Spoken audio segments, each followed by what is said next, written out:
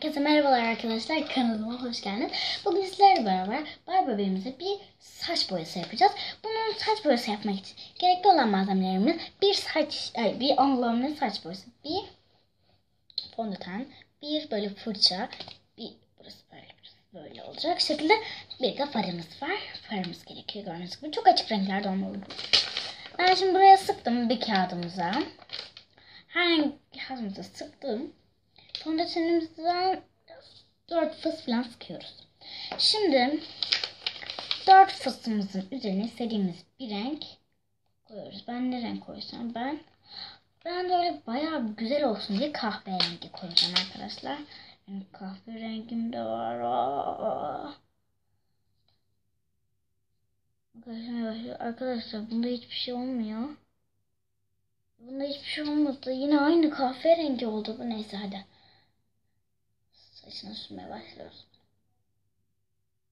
Oha. Şimdi arkadaşlar bunu saçına sürüyoruz. Hiç rengi koymuyoruz farın içine. Sadece saçına fondöteni yayıyoruz. Sürüyoruz. Tam istediğimiz yere fondöteni sürüyoruz. Biraz bekletiyoruz. Ve ardından hemen fırçamızı silip oraya farımızı uyguluyoruz. Far sürüyoruz. Farımızı sürüyorum ne demek ya. Kahverengi dediğim gibi kahverengi yapacağım zaten. Evet arkadaşlar, kahverengi oldu burası. Tamamen olmadı arkadaşlar. Tamamen yapamayacağız zaten. Hepsini yapamayız çünkü bayağı bir fondöten gerekir. Ben burasını kahverengi yaptım. Bu bana yetiyor zaten. Biraz çirkin oldu aslında kızımız. Ben bunu hepsini yaptıktan sonra, eğer bir zahmet yapabilirsem, hiç üşenmeden size gösterebilirim arkadaşlar. Arkadaşlar bunu yaptıysanız eğer bana tüm fondöteninizi harcadıysanız böyle bir şey. Arkadaşlar aslında allıkla da yapabiliriz. Allıkla da sonuçta far gibi. Şimdi birazcık da pembe allığımızla. Ay ne yapıyorum ya? Allığımıza saçımıza uyguluyoruz. Uyguladık mı? Uyguladık bence. Ben uyguladım yani.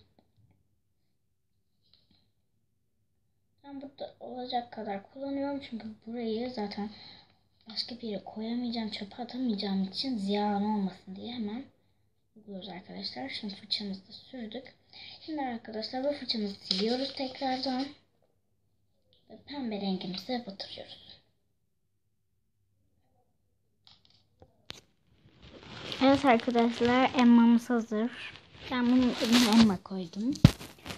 Emma daha böyle güzel. Fark ettiyseniz daha çıktı ve daha koyulaştı arkadaşlar. Sarı böyle koyulaşıyor. Evet arkadaşlar, Emma nereye gidiyor?